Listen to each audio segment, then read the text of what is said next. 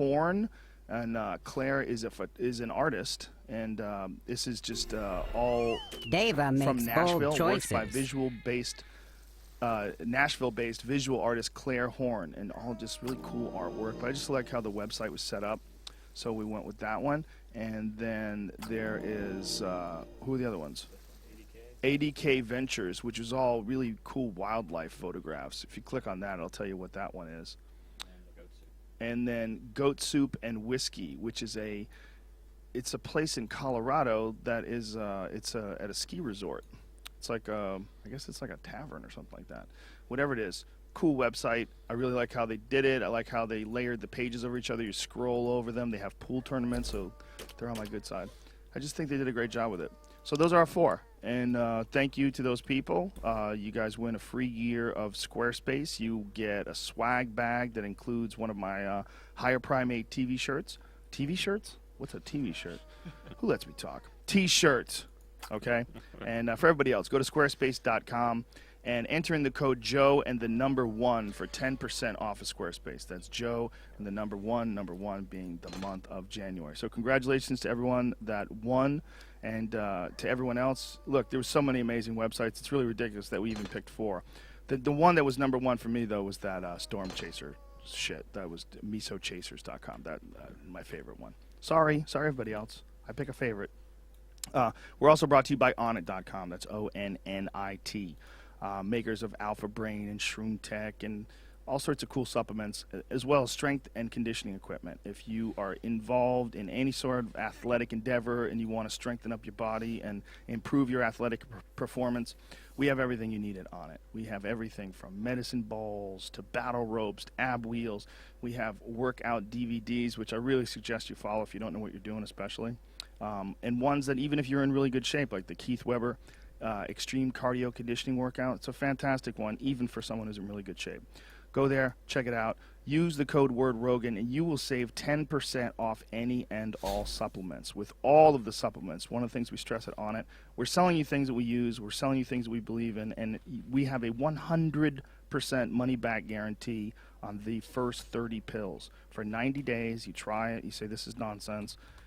You don't even have to return it. You don't even have to send in the product back. You just get your money back. I'm sure Peter Schiff would say that is a ridiculous statement. You can't even do that. It's not smart economically. And I agree with him. But we do it anyway because we're selling you good shit. ONNIT. Use the code word Rogan. Save 10% off any and all supplements. All right. Peter Schiff is here. Cue the music. Let's get this popping. The internet is abuzz. People are very excited to talk to you. Experience. Train by day, Joe Rogan podcast by night, all day. Peter Schiff, how are you, sir?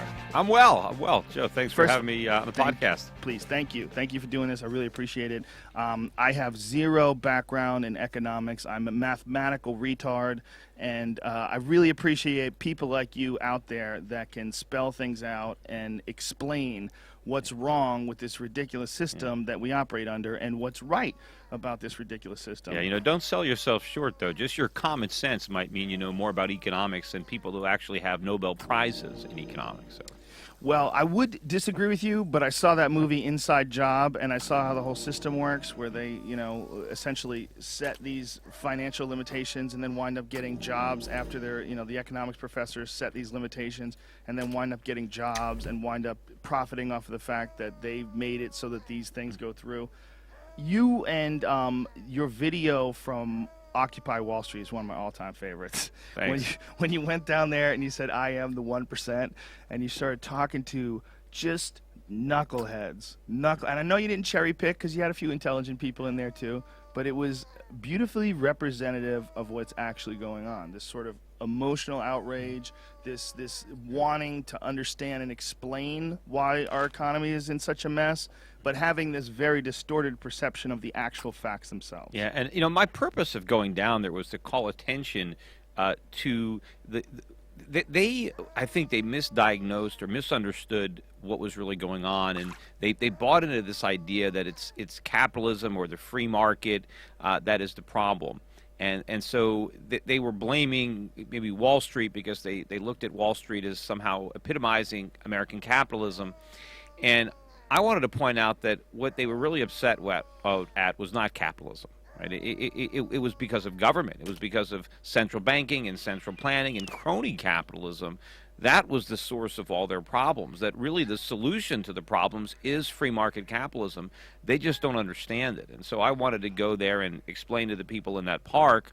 But more importantly, if people watch the interactions between me and the occupiers, to try to really expose how ridiculous the things that they're saying are. I understood that they were upset and they were frustrated, but the source of their frustration was misplaced. I mean, they should be protesting Washington, they should be protesting the Federal Reserve, Congress, not Wall Street. I mean, what's going on Wall Street is a symptom of the problem, but it's not capitalism, because when you have the government and Wall Street working together, that's not the free market. I mean, that is, and it's government that is at the source of it. It's not necessarily the bank's fault. Everybody wants something from government, but the government should deny, right? When somebody wants a bailout or somebody wants something for nothing, the government should not supply it. I can't necessarily blame Wall Street for wanting something for nothing, but I blame the government for supplying it. Now, how do they supply it? Do they supply it because the people that are asking for them to supply it are the ones who contributed to their campaigns and got them into office, and then once they get in there, they acquiesce? Is that what's going on? That's part of it, but a lot of it is the government wants to maintain the illusion of prosperity, the illusion of economic growth. And so the way they do that now is through the financial markets, through assets. And they get the stock market to go up, they get the real estate market to go up, and somehow they pretend that means that the economy is getting better just because asset prices are rising. But that's not real economic growth just because the price of some asset goes up. I mean, what's economic growth is when your economy produces more stuff, when you have more output of the goods and services that make people's lives better, right? You want to grow your standard of living. If people are poor, they're poor because they don't have enough stuff, right? So we have to produce more stuff for people to consume, and that's not what's happening in the U.S. economy. It's not like we've got more factories turning out more stuff. All that they do is they get asset prices to rise so that people can borrow more money against those inflated asset values and then spend it. But we're buying things that are made in other countries. It doesn't evidence economic growth here. It evidences the economic growth in the countries who are able to produce all the things that we have to borrow money to consume. But it doesn't benefit the average American. That's why the average American is suffering as a result of this massive transfer of wealth that is emanating from government, from the Federal Reserve, and from what's happening in Congress and the White House. But they point to these asset markets as evidence.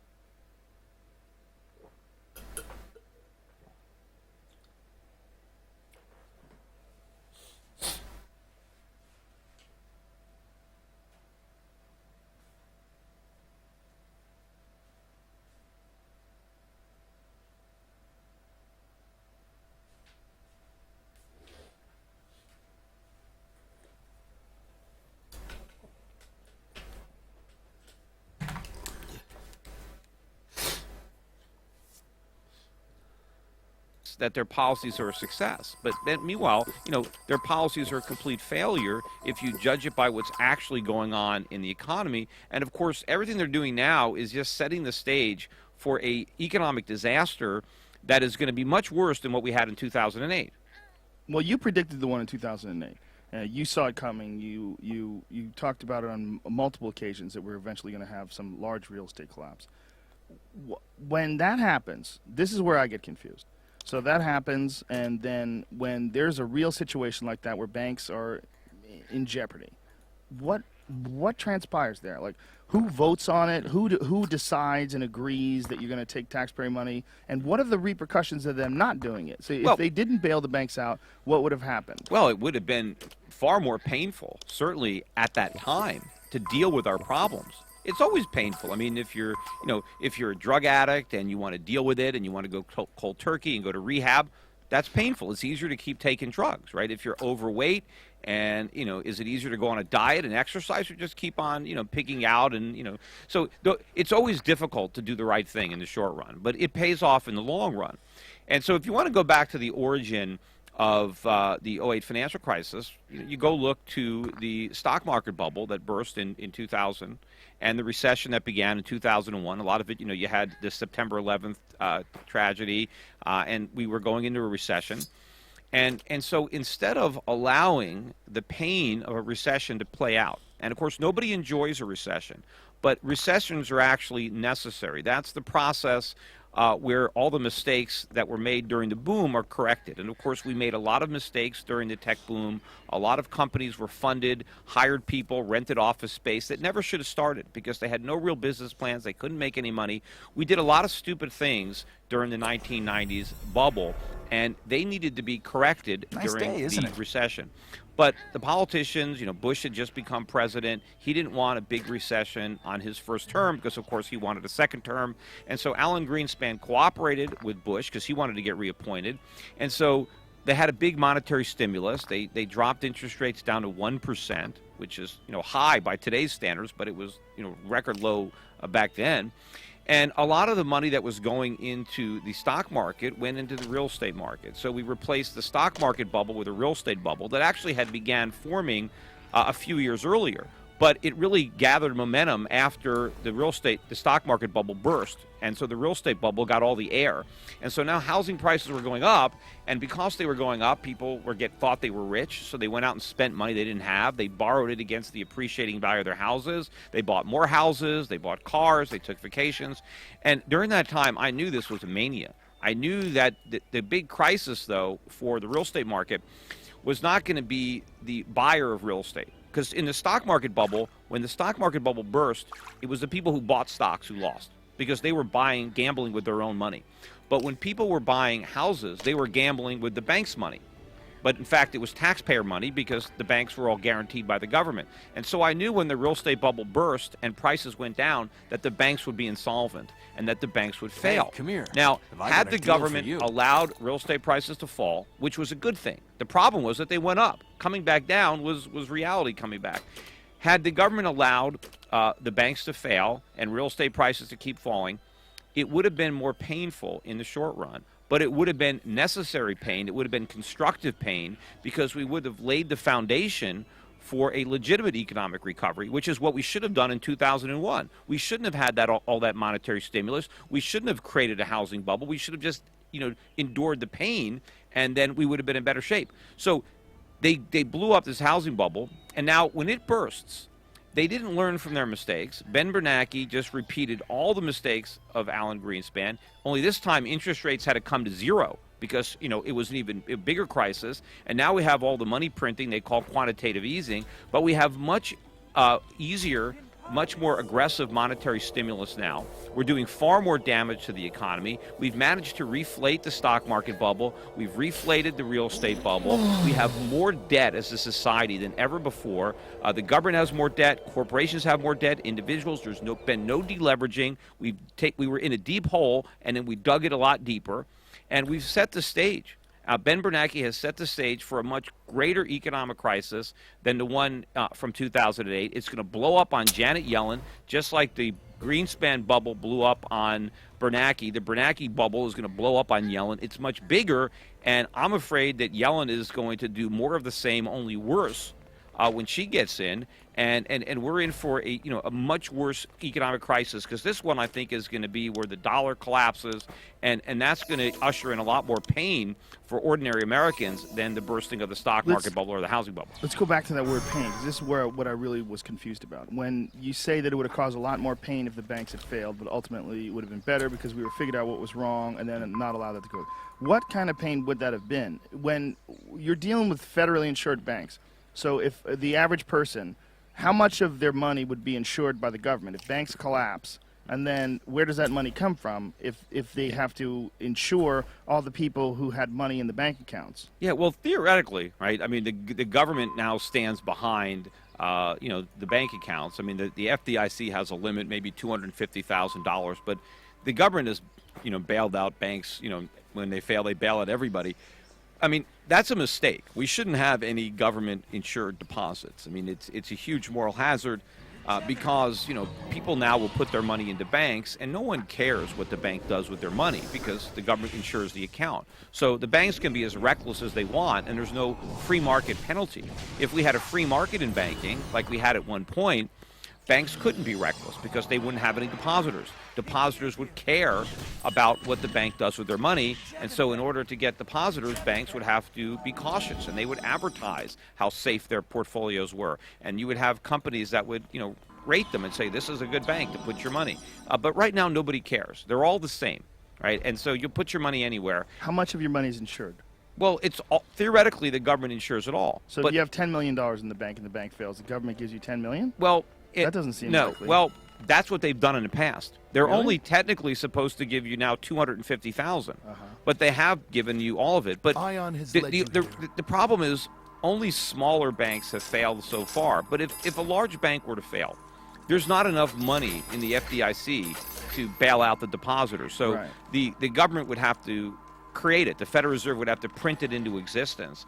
And so what's ultimately going to happen is, sure, we've got all these insured bank deposit accounts, but if a couple of big banks fail and the government has to print all the money to reimburse the depositors, you have massive inflation, and you get your money back, but you can't buy anything with it, or you can't buy nearly as much. What would actually happen if the government had done the right thing and allowed banks to fail? Then some depositors would have lost money. Some depositors would have not got back 100 cents on the dollar. But in the long run, that'd be better off than getting back all your money and have it not buy anything. And, there would have been pain for some people, right? The government would have been forced to cut a lot of spending. The government would have had to lay people off. And so that would be good for the economy. It wouldn't be good in the short run for the guy who got laid off. Now he has to go get a real job. But the government would have to start cutting spending. Real estate prices would have fallen, so people, some people would lose that home equity. But, if you don't have a house, falling real estate prices is a good thing for you. I mean, the government always talks about, trying to make home ownership affordable. Well, the best way to do that is let prices come down.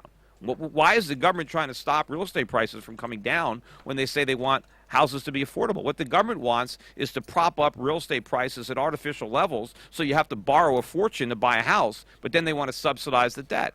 They do the same thing with college. They want everyone to go to college, but they don't want college tuition to come down because if the government guarantees all the student loans, and so that's why college is so expensive, because the students take all that government money and they bid up tuition, and the colleges know that it doesn't matter how high the prices are because the kids are going to get the money from the government to pay the price. But meanwhile, they graduate, they've got these worthless degrees, and they got a pile of debt. If the government just got out of the way and they didn't give out all this money to students, then the universities would have to slash tuition or they'd have no customers. And now you can get a college degree without taking out a mortgage. Are you aware of that famous Putin quote before the crash about the economy? What's the quote? Putin said, I don't understand the United States economy. It seems they only buy and sell each other's houses. Well, yeah, we had an economy that was all about flipping houses. But it's strange, though. But we have this service sector economy now that is completely unviable because it's the result of our ability, right, to borrow indefinitely from abroad to pay for the products that are manufactured in other countries. But this bubble is going to burst because we can't keep borrowing. The world can't keep lending us money. It's like a giant vendor financing scheme. Where other countries produce products and then they lend us the money to buy those products. But we can't pay back any of the money we've already borrowed, yet they keep lending us more because they don't want to deal with the reality of how much money they've lost. What kind of an epic change would be involved in getting away from this trend? What kind of an epic change would be involved in making sure that the government doesn't subsidize universities, that making sure that housing costs do go down, making sure that banks aren't government protected? That seems like it would take an epic change in our culture. I think it's going to take a crisis, and I think, fortunately or unfortunately, that crisis is coming. There's going to be a crisis that we can't print our way out of, that we can't bail our way out of, and I think that's where we are. I mean, I think the bubble that we have now is just so big, and I think the Fed knows that it's so big, it's too big to pop. Forgetting about too big to fail, that there is no more bubbles. This is the last. Ursus prezintă noua sticlă de 750 de mililitri cu Twisco. Forgetting about too big to fail, that there is no more bubbles. This is the last hurrah for our phony economy, because there's nothing left to do once this collapses. And then maybe there will be the catalyst to do the right thing. But I think the way the collapse is going to come is going to be in the value of our currency, which right now is relatively stable. It's actually risen recently against some currencies, although not all currencies. But I think that the Fed is going to keep on printing money. There's an expectation right now that there's a real economic recovery and that the Fed is going to be able to remove the monetary props. There is no real recovery, and the Fed can't remove the props. It should, but the minute it did, the whole economy would implode. I think as people begin to realize that, to appreciate what the Fed has created, right? Not a sustainable recovery, but a bubble. The world is not going to want our dollars anymore because the Fed has to keep printing dollars to buy bonds so that we can keep borrowing money. The government can keep borrowing money, but when people don't want the dollars that the Fed is creating, now the value of the dollar starts to go down. And that's when you start to see a real acceleration in prices for consumer goods. I mean, and the government tries to deny that there's inflation, but there's massive inflation. It's not all showing up yet in consumer prices, although a lot of prices, look, since 2009, milk prices have more than doubled. I think beef prices, chopped meat prices are up 80, 90%. I mean, look at gasoline prices at record highs. So the government tells us there's no inflation, but there's plenty of it. But it's going to get a lot worse. That is the bad news. Now, the government, is actually trying to lay the foundation for higher inflation now by trying to tell us that it's a good thing. If you listen to the economists today, they'll tell you that the scariest thing, the worst thing that can happen is that we don't have enough inflation. That we have to make sure that prices are rising fast enough to have economic growth. They used to say that we want stable prices. Now they tell us that that's dangerous. That's a bad thing because if prices are stable, they might actually go down a little bit, and that would be horrible, right? So the government wants us to be thankful when the cost of living goes up, when obviously, a good, strong economy has falling consumer prices. That's the goal of an economy, is to bring prices down so that people can buy more stuff. Is the problem incompetent intervention in the market, or is the problem that it's just a system that can't be fixed? Well, right now the system can't be fixed. It's just going to collapse. But so it has to. In your opinion, it should and it has to? Yeah, it will. But there are a lot of incentives to keep it going, right? To keep the party going as long as possible. The politicians want to keep it going. I mean, they love phony prosperity because it's better than reality. Because if the public knew how screwed they were, right, they might not reelect the guys that are there. So they want to keep it going. They have no incentive to rain on the parade. They don't want to solve any problems. They just want to get through the next election. Wall Street, I mean, they're making a ton of money. I mean, there are people that are making a fortune off of this bad monetary policy. And so they don't want it to stop. They don't want to deal with reality. They want to just, keep making hay while the sun shines. And the academics, the media, I think these guys are just clueless. So nobody really, either understands or has a vested interest to understand the truth. Everybody wants to keep the party going. That was exactly what was going on in 2003 and 4 and 5 and 6. I mean, when I was going around, going on TV shows, giving lectures, explaining all the problems in the housing market and how the Fed was creating it and how bad it was going to be when the bubble burst, nobody wanted to hear it. I mean, everybody either laughed at me, ridiculed me, and this stuff should have been obvious. This should have been crystal clear, yet people couldn't see it. And then everybody was blindsided by what happened. They said, well, nobody could have possibly predicted this, right? Of course, that was wrong. But, and then instead of, learning from the mistakes, or instead of listening to people like me, and I wasn't the only guy that was out there talking about it. I just did it maybe more publicly than a lot of people. But instead of saying, hey, let's talk to Peter Schiff, he saw this thing coming, what does he think? They had a government inquiry to the financial crisis. Right after it happened, it was an investigation to why there was a financial crisis. And you would have thought, I wrote a book predicting the financial crisis, Crash Proof, how to profit from the coming economic collapse, that described exactly what happened. I wrote about it. I talked about it for years. I have all these essays on the internet. There's all these YouTube videos you can see, conferences. Look at my mortgage banker speech from 2006. I was like, great. Why don't I go and testify in front of Congress and explain why we had a financial crisis? They wouldn't call me. Of course not, because you're going to say something exactly like you said in the first 15 minutes of this podcast. Yeah, they don't want to hear it. In fact, I did testify twice in front of Congress later on, and you can see those testimonies are on YouTube. And I was actually surprised that they invited me back a second time after I testified the first time. I think maybe some people didn't really realize who I was. And so they haven't invited me back a third time. But, I tell them the truth, and I treat these guys like they ought to be treated. I don't really show any respect for people that are destroying our country. And so I put them in their place when I testify. But they didn't really want anybody testifying who knew why there was a crisis, because they already had a preconceived conclusion. They wanted to blame it on capitalism. They wanted to say we had a crisis because we didn't have enough regulation, because we didn't have enough government, which of course was the opposite of why we had the crisis. We had too much regulation and too much government. The free market would have prevented that crisis.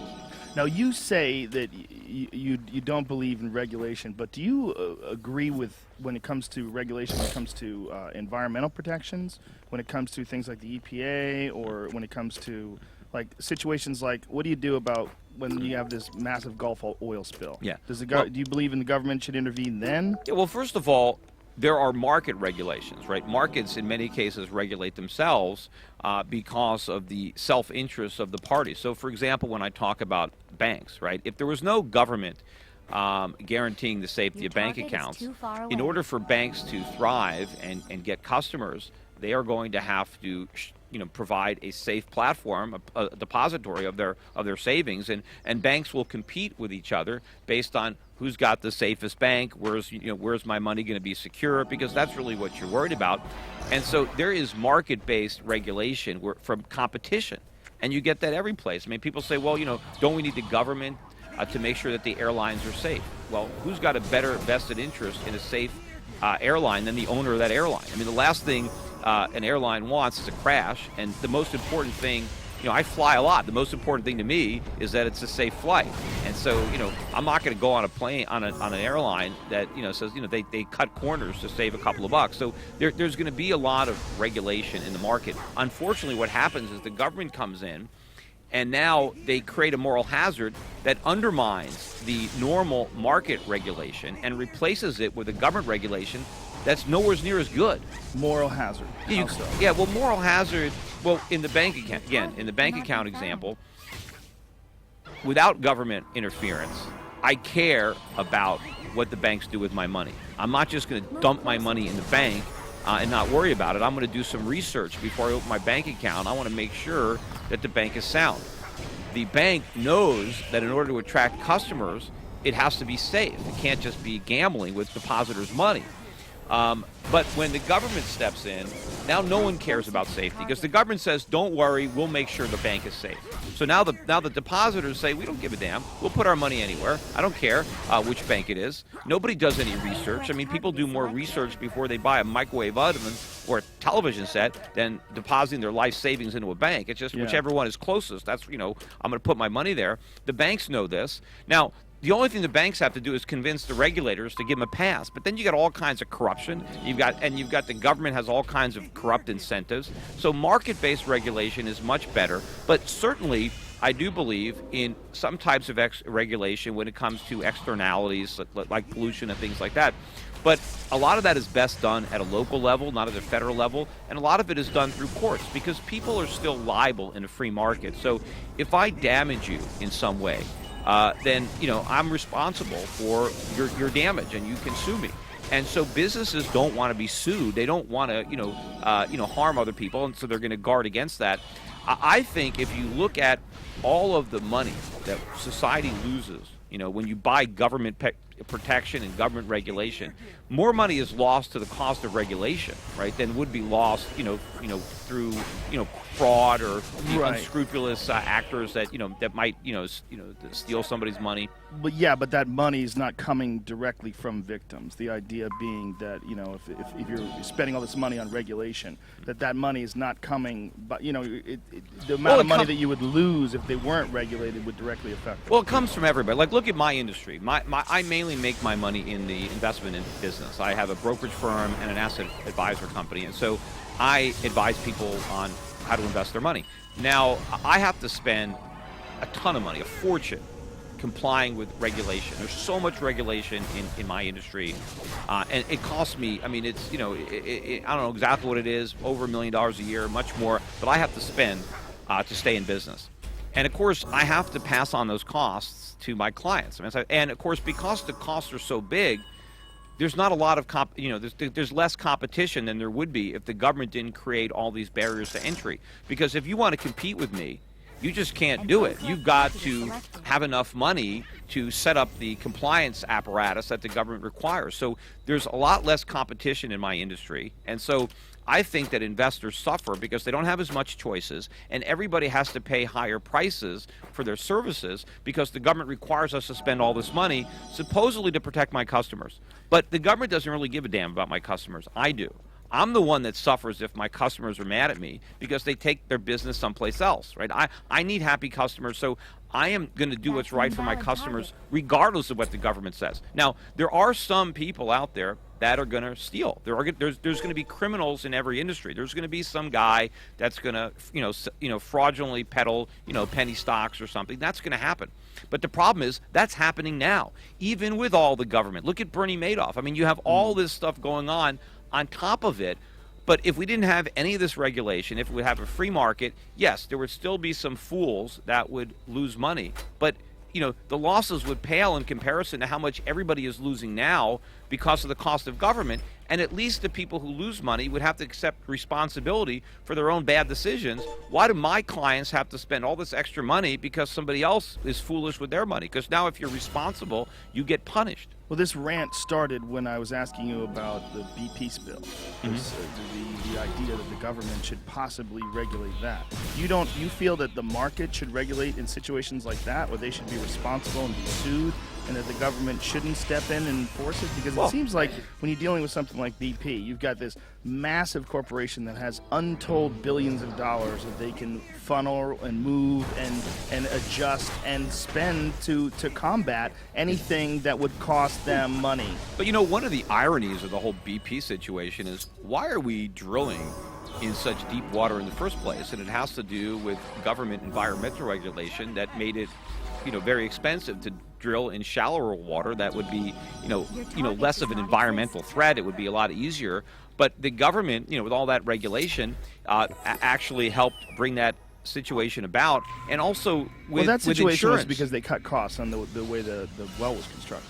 But also what happened is the government came in and the government capped liability, which was a mistake. The government basically told companies that your liability is capped at a certain amount, and that was the government, not the free market. And so because there was a liability cap imposed by government, corporations were riskier than they would have been. And then of course BP said, okay, we're going to pay even beyond these caps. But a lot of this was a byproduct of other government regulation and moral hazard that resulted in drilling in deep water when we should have been drilling in shallower water. We should be developing, what if we were developing more up in Alaska? But the government won't let you do that. The people of Alaska don't want it either. Because it's an unchecked wilderness. It's I think the people of Alaska do. No, they don't. I think it's the. I talk to them all the government. time. I've been to Alaska. When you talk to the average person in Alaska about drilling, and there's some people there that want jobs that might say yes, but most people who don't have a vested interest in that, they don't want any drilling up there. Yeah, they want to leave that place alone. It's beautiful. It's also pretty big. I think it is pretty big, but they don't want to fuck any of it up. Because if you start fucking up one part, why not fuck up other parts? Why not? Before you know it, you're going to look out and you're going to see mountains with oil wells. You're going to see a lot of nonsense. You're going to see poisoning of the water. You're going to see all this. It's the last frontier. I see what you're saying when it comes to this idea of government regulation and BP, but I don't see them spending money to fix it. No, because believe me, you know how much money BP lost. You just see what happened to the value of their shares, how much money they've had to spend in litigation and claims. I mean, not enough. Not enough. They've done an unbelievable job of fucking up the ocean. They've killed massive amounts of wildlife. I mean, they should give everything they have ever made, ever, and then some. But then what they've done is an unbelievable disservice to the planet itself. Well, a lot of people want to vilify, the big bad oil companies. Well, they're a big bad oil company. They cut corners in making their well, and that's why it happened in the first place. But, so let's say we didn't have any oil companies. right? Because they're bad, right? So let's not. Well, let's not say that. That's well, a general blanket no. generalization. But Well- let's say we have an oil company that's like BP that cuts corners precisely to save money, and in doing so, they cause a massive environmental damage that I believe personally you can't put a dollar value on. Well- What they've done is enormous. They've ruined a part of the earth. Yeah, but they obviously didn't do it intentionally. So And what? if you But look they at the did damage, it, and you know what they didn't do intentionally? They made money. And in doing that intentionally and making money, they made sure that they made as much money as possible in the shortest amount of time as possible, which led them to cut corners in the construction of the well, which makes them ultimately responsible 100% for the damage, and the damage is massive. But what they don't deserve right. a fucking But what penny. if we punished BP to the point? Let's say we destroyed Okay. them, we wiped them out, wiped out their shareholders. The company is bankrupt, and they're no longer in the oil drilling business. In addition, we increase the risk so much that nobody wants to look for We oil. give them a new job. The new job is clean the ocean. That's Right, your but- new job, but BP. That's your new industry. But meanwhile, I'm in Southern California. Right? Okay. If we put the oil companies out of business, We're not and- putting them all out of Well, business. believe me, there's several oil companies, but this one is responsible for something horrible. What if BP went away, and if we raised the risks of drilling for oil? If we told companies, look, you screw up and you're gone, right? You're totally wiped out. And so now insurance and liability insurance goes up. And let's say, so now gasoline has to be, I don't know, $20 a gallon, $30 a gallon. Wait a minute. That's Well, no, ridiculous. But that's but not no, going to no, happen. no. One company going down is not going to turn gas it's not into $20 a gallon. It's not one company. I'm talking So about all of them because of the you're regulation. raising the cost throughout the entire. You're going to have less people exploring for oil, less people, less money going into it. In fact, right now, if you look at some of the oil companies, they're barely even making money at $100 oil. I mean, I got bad news for you. I mean, oil prices are going a lot higher anyway. They're already going a lot higher. So people in Southern California have got to get ready for $10 a gallon gasoline or higher. Couldn't it's coming. someone listen to this conversation, listen to you saying this, and say, well, this guy he thinks that banks should fail, but oil companies shouldn't? No. I think the free market should be allowed to operate. And so, Well, then how do you assess liability in something like BP? Because in BP, I think that there's not enough money in the world to make up for what they've done. Look, a lot of people that are filing claims against BP, they didn't even have. They just all kinds of fraudulent claims are coming in by Okay, but people it's that not had even no people. real damage. I'm sure there is a few, but there's maybe a few of those. But you can't doubt that there is a lot of people affected by that. The fishermen, the people that work there. Sure. But how about the actual impact on the earth itself? but- Shouldn't they be responsible for that? Well, they are responsible, but you can't overlook how are people's lives improved by the fact that we have oil, by the fact that we can drive cars around. But Now, BP if you want to didn't invent oil, and BP But didn't they're- invent cars. they didn't invent it, but they're out there producing the oil. You Right, know, but because We of that, still they have should be much able to to do learn. such a colossal fuck up and then No. still do business Remember, as usual and make billions of dollars? the government shouldn't have removed the liability restrictions that said that how much you can sue if you have real damages. I want real market forces. So you think to that be those able real to- market forces would have influenced them to spend more money in the construction of the well, not cut corners in order to reach a Yeah, deadline? and in fact, they might not have even been drilling there. I mean, if it was a free market energy, but they might have been drilling in areas that were generally safer, but the government won't let them think that drill most there. people would vote against that if given the opportunity? Do you want to have a giant oil rig 50, 100 yards offshore where you could see it? Most people are going to say no. Most people are going to think that if there is a mistake, which there are quite often, I mean, it's not all the time, but we can think of several in our lifetimes. We know about big oil disasters, whether it's Exxon Valdez or whether it's this more recent one. Those happen. People don't want that risk.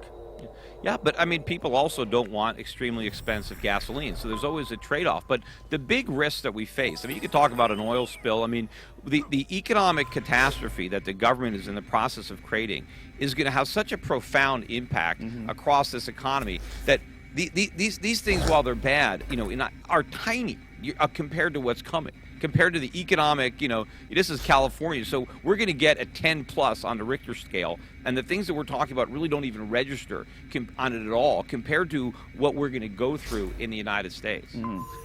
Because of government. You can look at, hey, we want government to protect us from this, but meanwhile, you've got this huge, enormous government that is creating a massive catastrophe that's coming. And then, I mean, we're probably going to end up with a lot more pollution when we're a lot poorer nation and we can't even afford to do the things that would, keep the environment clean. Or we're going to be chopping wood to stay warm and there'll be no pollution. We'll go completely caveman. Well, we'll go all the look, way the other way and start trading look, metals that we find on the street. Well, look, you probably initially there'll probably be some cleaner air here in Southern California when no one can afford to drive. Yeah. I mean, that's the next crisis that's going to come is going to kill the dollar. And then prices are going to go way up, and they might end up with shortages because they might have price controls. I think there's going to be big power blackouts because when energy costs really soar, because when the dollar tanks, right? Even though we're producing a lot of oil in the U.S. right now, none of it's going to be consumed here. It's all going to be shipped over to Asia because their currencies are going to be stronger. You imagine you've got all these people in China. They're working hard. They're in factories. They're producing. They're saving. But they're sacrificing to prop up our economy because a lot of the stuff that they produce gets shipped over here. Well, when the dollar collapses, they're not going to ship stuff over here anymore. They're gonna make it and then they're going to take it home. They're going to consume the stuff. And you have a lot of Chinese now that are riding around on bicycles. Well, when the dollar collapses, they're not going to ride bicycles anymore. They're going to drive cars, and they're going to use a lot of gasoline. Americans are going to be riding around on bicycles. I still don't see how that relates to protecting environments from corporations that pose massive catastrophes. No. My point is that the greatest threat to America is not corporations, it's the government, right? Okay. I mean, and the interesting thing, when you have a lot of people that are afraid of corporations, and they say, oh, big corporations are bad. It's like, well, but what could a corporation in general do to you? If they can make a product and they can hope that you buy it, but it's your decision. You choose, and the way a corporation, and which is just a business, right? It's just the ownership structure is a corporation, and the corporations are owned by people, just like everybody else. But if a corporation wants you to buy their product, they have to give you a good deal. They got to give you a better price than somebody else. They got to give you a higher quality. They have to win your business, and you only buy their products or consume their services if it's to your advantage to do so. So it's all voluntary cooperation. Both sides benefit, or nobody would trade. So, but if you look at government, it's very different. We don't have a voluntary relationship with the government. The government is forced. The government says you have to do this, or we're putting you in jail. I'm going to force you to do this. I'm going to require you to do that. You have to pay this tax, and if you don't do it, we put you in jail. So government has real power. Corporations have no power. The government has all the power. So we should fear government. Well, corporations have money, though. If corporations have money and there is a government, the corporations can influence the government. It's always been the case. It always will be the case. It hasn't always been the case, but you're right to the extent that if we allow corporations to buy government influence, okay, so that's corporations shouldn't be able to donate to political parties. Well, that might be a good reform because let individuals do it. But but if we allow corporations, right, to buy influence, then that's bad. But the problem isn't that the corporations are buying it. The problem is that we allow the government to sell it or to peddle it. So if we were to go back to the Constitution, well, I think the problem is force both. But if we force the government to obey the law, then there is no influence to sell. If all we get from government is freedom, right, and liberty, which means we have laws that protect private property, but we don't create special privileges for some people, then there's no power to lobby for. But right now we allow our politicians to sell power to the highest bidder. That's not the fault of the bidders, because if I'm a business and I don't try to get a favor from government, what if my competition gets a favor and then uses government power to squash me? So everybody is forced to bid for that power, but the problem is government. We have to take the power away from government, and then there's no more lobbying because there's nothing to lobby for. Right, but okay, so how about a situation where, like in the movie Inside Job, where you have these economics professors that they set these standards and give advice, and then they wind up getting jobs with banks. You clearly need economic advisors, though. If Not you're really. I do. I don't. If I'm in the government and I'm a senator and my background is in real estate sales or what have you, well, let's say he's a businessman, he sells computers, and then he gets into politics. What do you really know about economics? Like.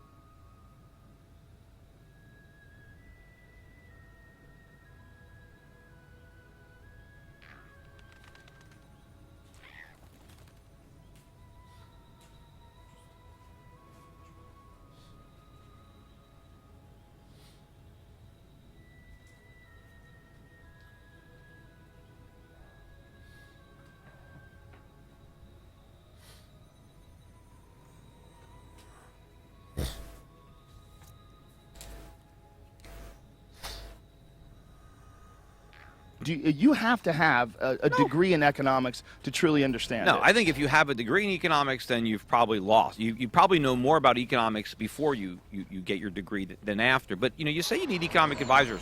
So we have a council of economic advisors for the president. But that we didn't even have that before the Second World War. There were no economic advisors advising the president. But America became the wealthiest country the world had ever known. I mean, America in 1945, right, is no comparison to America today. I mean, it was a completely different planet. I mean, being American was something totally different than what it means now. There was no other country where the standard of living was even anywhere close to what we enjoy. But we built that. We built the wealthiest society in the history of the world, way wealthier than we are today in relative terms, without any economic advisors at all. I mean, we should fire everybody in Washington who has economic advisor in the title. We don't need any economic advisors. The best economy is a free economy. It doesn't need micromanagement. Don't you think if you want to be a socialist and you want to try to micromanage and centrally plan the economy, then you need advisors. But if you believe in capitalism, there is no advice. Just let the market function. And then you're going to have the most efficient outcome. You're going to have the most efficient allocation of resources. You're going to have the higher standard of living for your people. It's when the government comes in and tries to substitute individual judgments for the free market, that's when you create problems. But wasn't the whole situation after World War II based on the fact that most of the planet had been at war? The economic situation in Europe was terrible because they had massive amounts of destruction, massive loss of lives. Of course, Japan had just surrendered to the United States. China was a communist country. There was so much different about the world then. But to say how great America was is to compare it to what? No. What? Then go before the war. Look at 1920. I mean, if you look at the rate of economic growth in the United States in the 19th century, take the end of the Civil War to the beginning of the First World War. So forget about all the destruction in Europe. You look at 1865 to 1913.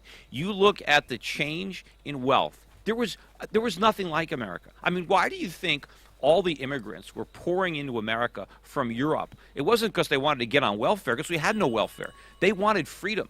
We had something that the world didn't have. Okay. You can come to America and do what you wanted. There was no income tax. There was no Social Security tax. You can start a business. There was no labor law. Anybody can get a job. Anybody can hire somebody. Anybody can fire somebody. You didn't have the government looking over your shoulder. And we created massive amounts of wealth, not just for the Rockefellers and the Carnegies and the Vanderbilts, but for average people. The standard of living rose rapidly. Poor people from all over the world came to America, to pursue whatever they couldn't pursue in their own country because they didn't have the freedom. Well, it was also a new territory. It was a completely new, uncharted land that had just started to set up cities within the last 100 years. People had heard about all the jobs that were available. It was just a new thing. But why were those jobs there? It was because we were free to create them, and in their own countries, they didn't have that level of freedom. That was it. It was capitalism on a scale that was never before tried. And this is where it succeeded.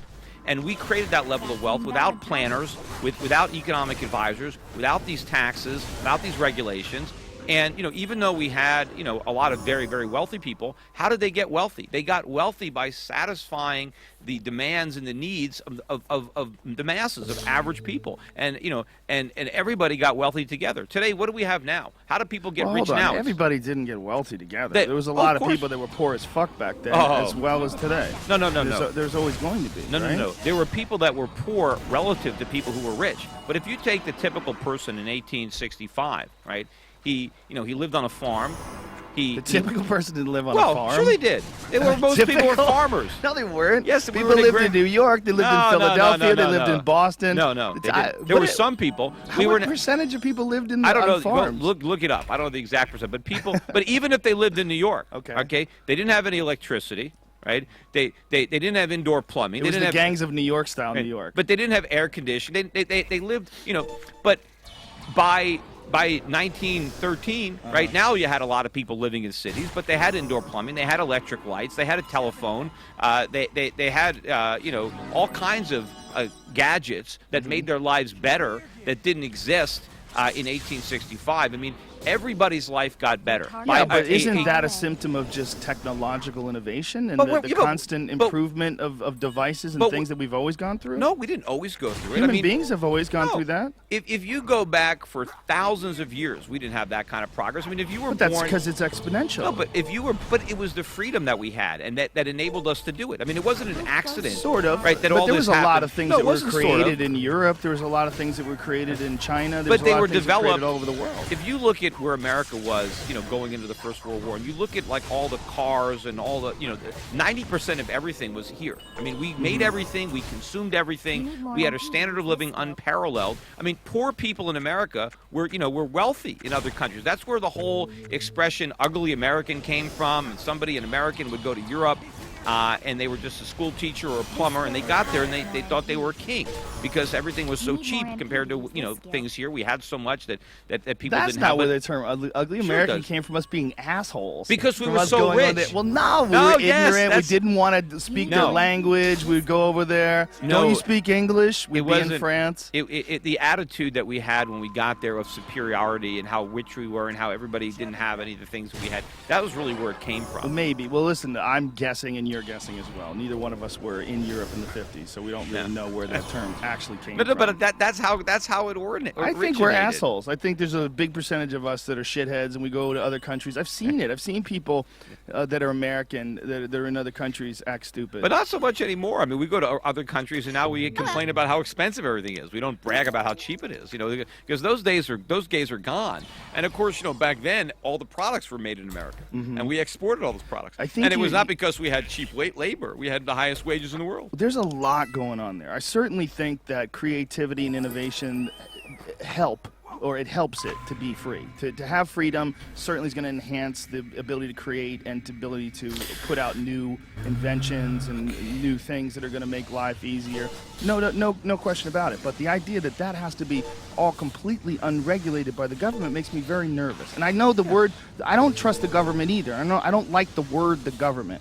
But I think unregulated industry that can pollute like BP has is incredibly dangerous. But you've got regulation, though. I mean, government takes it down. Like here, if you want to cut hair, right? If you want to be a barber, you got to get licensed. You got to take exams. Right. I mean, why does you don't want some crazy asshole who doesn't know how to use a pair of scissors? Just open up a shop and you're the first guy he works on. Pretty much, yeah. But so you get a bad haircut, you don't go back. I mean, what's the worst thing that can happen to you? Okay, in haircuts, yes. Yeah, but how about fixing a car? No, but even fixing a car, your tire could come off. You can fly down the highway and die. Well, so so if there's a mechanic, right, that's gonna has a that doesn't know how to put on a tire, and a couple of people have an accident, he's out of business. No one's gonna go there fuck him out of business. People are gonna die. I think the money is not as important as making sure this guy knows how to fix cars to keep your family safe. But if you invest money in a business, right, the most important thing you have is your reputation, your brand, your customer goodwill. The business owner is going to make sure, right, that he's got mechanics that know what they're doing. No, they're not. Yes, they're going to take a chance, and No, they're maybe not. they'll go out of business, but they might fuck up. Look, people aren't rational. Your idea that everyone who starts a business is going to know exactly what they're doing because they're going to have to, or they're going to go under. That's preposterous. The ones that don't know what they're doing will go under. But shouldn't you stop that if it's a case of something being safe? No, if someone's a doctor, if someone's a dentist, if someone's working on your health or working on your car or working on your house, they put your pipes in incorrectly and your fucking house catches on fire. You don't think they should have to be certified by at least, but hold on a second, by at least some sort of a standard in their industry? Well, then their industry agrees upon a standard. But why does it have to come from government? It doesn't have to. What they used to have before government is you would join a society, right? A voluntary society, which would give you like a good housekeeping seal of approval. So you would say, hey, I'm a mechanic, and look, I'm a member of this organization, and they come and they periodically examine my business, and they certify that I have all the safety. I mean, the free market will find solutions so that companies can say, yes, like a Better Business Bureau kind of seal of approval. But when the government does it, I think it's not nearly as effective, and I think it does create a moral hazard. People, you have a lot of corruption there. But even, look, it goes to everything. Look, you need licenses to arrange flowers. I mean, so if you want to get a job as a floral arranger, you got to get a government license. I mean, so what? If the guy doesn't arrange the flowers right, what's the big deal? But you know what happens? you have who suffers from all these occupational licensing laws and regulations? It's poor people, it's inner city people that never can get jobs, they never can improve their skills, they're permanently locked out of a profession or an occupation. Meanwhile, the consumer has fewer choices and has to pay higher prices. We all suffer from this. You can say, well, maybe a few people that wouldn't have got bad haircuts don't. All right, well, let that happen. I'd rather have that than everybody have to pay more for a haircut. The haircut example, yes, I'm with you. It's a frivolous thing. It's not that big a deal. The real issue I have is with things like construction or things like electrical, things that involve safety. And I think you and I are both not in favor of the government regulating these things because I don't necessarily think they're going to do the best job. The industry itself should regulate. If the industry could prove some sort of a very efficient, very competent, and very educated regulatory system, then the government should just step down and say, hey, we're not going to do this anymore. Yeah. We're going to let the Haircutters Association of America, license people. Most of these organizations started out in the private sector, but the reason they got government involved is they wanted protection from competition. And so whenever you get and how so? Well, because let's assume that we're we're basket weavers, right? And we all weave baskets. Always wanted to be a basket weaver. And let's say we have a society where you say, look, if you pay your dues, we'll give you a certified member of Basket Weavers of America. And if anybody sees that sign on your shop, they know that you really know how to weave a basket. You went through our vigorous training program. You took a course. We have. But but once you have this group, they say, you know what? If we could simply require everybody to be a member of our group and make it illegal for them to sell any baskets if they're not a member of our group, then we can charge a lot more money because we won't have competition. So they go to Washington, they say, hey, why don't you require anybody who weaves baskets to join our organization and force them into it, right? That's what I'm in the brokerage industry. I'm only allowed to be a stockbroker because I'm a member of FINRA. Right? Now, I don't want to be a member of FINRA. I'd rather just be a stockbroker and not be a member of FINRA. But I can't. The government made it illegal. So in order for me to be a stockbroker, I have to be in this organization, and I have to spend millions of dollars a year to comply with all these ridiculous rules and regulations. But the net effect of it is that there's a lot fewer brokers than there would be if we didn't have FINRA. And I now if FINRA was voluntary, if it was private, then I could just say, hey, I'm a broker and I'm not a member of FINRA, so caveat emptor. I would much rather have that than have to be. But all these organizations, they always want it. They always want the government to prevent, force people to join so that they can charge more money and have less competition. Well, I think also the idea is that the government is going to be the one that's impartial. The government's going to be standing outside, looking at this industry, having no vested interest in you profiting over you or you over you, and say, hey, these are the rules, and this is how we can make this fair and ethical. No, that's the idea that most people have about the government. But they do have a vested interest because now this organization, right, that got the government to force everybody to join it, now they're going to give donations to the government to continue. So now they help support them. We stopped that. Remember you and I when we became president, we said that that's not legal anymore. But we haven't stopped that, so it's still going on. Let's say we did. That's part of the problem. If we step in and stop that, no one is allowed to give any more money to the government. No campaigns, no nothing. Well, that's actually not even going to stop it. What has to stop it is you have to take away the government's power to do all these things because they're going to, as long as they have the power, there's going to be people will get around those requirements and there'll be ways to do it. You have to limit the power of government, which is what we did so successfully for our first 100, 150 years as a republic. We were very successful at limiting the power of government, and that's why we achieved so much. The problem is, we lost that advantage. The government, was chained up by the Constitution, but it freed itself from those chains, and so now it does whatever it wants, and we're suffering as a result because we've lost a lot of freedom. And by losing the freedom, we lost all the opportunity and economic growth that went along with it. Yeah, but someone has got to keep these corrupt, evil fucks that have billions of dollars from running amok. At this situation, well, who's going to run amok? Where we are right now, who's going to run amok? Who's going to run amok?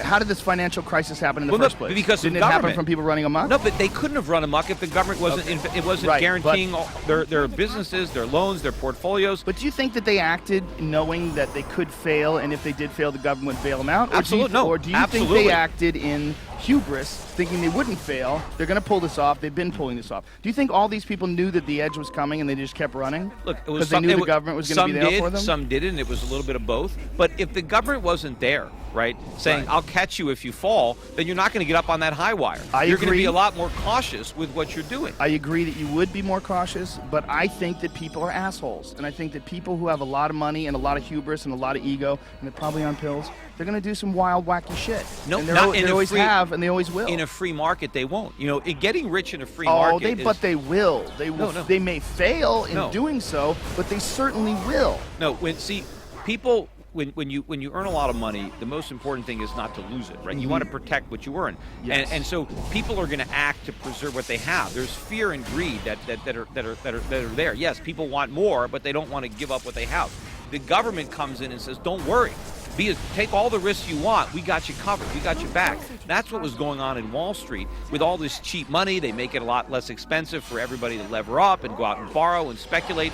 And, all this wealth that is being generated for a small number of people, this is not, the way it used to be when you would get rich by helping everybody, by providing people with goods and services and creating jobs. That's how people got rich 100 years ago. That's not how they're getting rich now. They're getting rich off the government. They're getting rich they get the money first. They get the money cheapest. They get to borrow money at practically nothing and speculate with it. They create no real wealth for society, but they're getting rich on their own. But all of this is phony. All of this is going to end in complete disaster. But it is not the market's fault. It is not capitalism that has done this. It's the government. It's the central bank. I think we both agree on government intervention, but I think where we're disagreeing is on human nature. And I think that people are naturally greedy. They're naturally likely to do something illegal and try to get away with it. Not. Sure they are. If they can profit off of it. Are you? No, I'm not. All right, so neither am I. Why do you assume somebody else is? Because there's murderers in the world. There's thieves in the world. Look at the crime reports on the internet.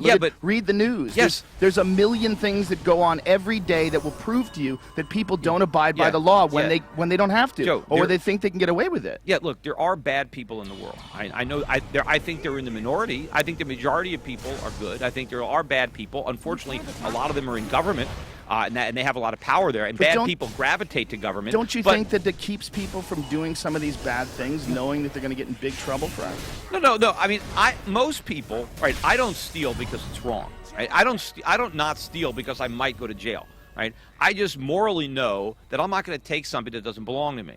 Right, and most of us are the same way. It's not that we're, and most people who get rich are good, hardworking, honorable people. Right? Most. Right. The majority. Is it? But even 1 out of 100. 1 out of 100, which is 1% of people that are scumbags. I don't know. Fuck up and do. And you know that's what? a lot when you're dealing with 300 million people. No, but right? in a good free market economy, the scumbags are only going to go so far, right? Yeah, they're going to ultimately get weeded out. You don't build a great business, lasting business, being a scumbag. I mean, maybe you can succeed in the short run, but eventually you're going to go away, and that's the free market. It's going to purge itself of the bad operators. And yes, some people are going to get ripped off. I mean, that's the nature of it. But in a free market, fewer people will get ripped off than in the type of government market we have now. But I am not afraid. I am not worried about a businessman, an entrepreneur, because I know that all of my associations with him, absent government, are voluntary. All he can do is try to offer me a good deal, and I can turn it down. But when they go to government and say, we're going to force you to buy this product, like here with Obamacare. Okay, you've got to buy insurance.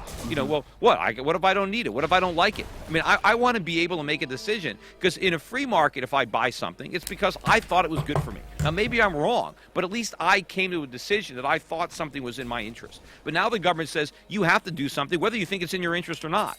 Mm-hmm. And that's power, and that's something that people should be afraid of, when the government can force you to do things that you don't want to do. Corporations can't do that unless they get the government involved to help them. And that's not the fault of the corporation, it's the fault of the government or the people that allow the government to have that power.